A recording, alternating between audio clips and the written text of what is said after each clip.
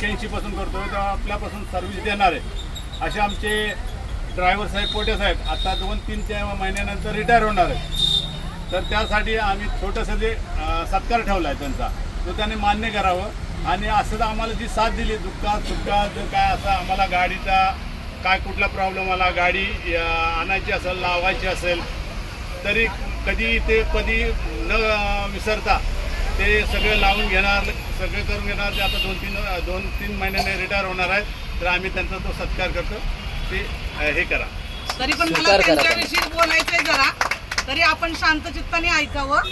माझे बंधू आणि भगिनींनो इथे जमलेले आहोत आपण सगळेजण गणपती सणासाठी गावी चाललेलो आहोत तरी पण आमच्या मध्ये सतत सामील असणारे हे चालक पोटे भाऊ स्वारगेटला जवळजवळ आता खूप वर्षापासून ते सर्व्हिस करतात पण जशी गणपतीमध्ये गाडी सुरू झाली आपली तेव्हापासून आपल्याला ते सतत मदत करतात.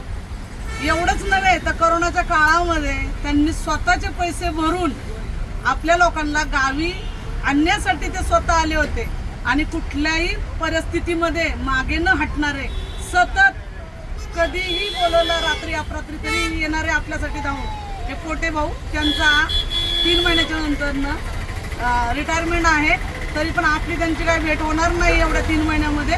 तर आपण त्यांच्यासाठी एक छोटंसं गिफ्ट आणलेलं आहे आणि त्यांचा सत्कार करत आहोत. शाल श्रीफळ देत आहोत ते त्यांनी स्वीकार करावं आणि जरी नसतील कामाला तरी पण आमच्या संग सदैव त्यांनी जोपर्यंत त्यांचं आयुष्य आमचं आयुष्य आहे तोपर्यंत त्यांनी आम्हाला सहकार्य करावं हीच सदिच्छा.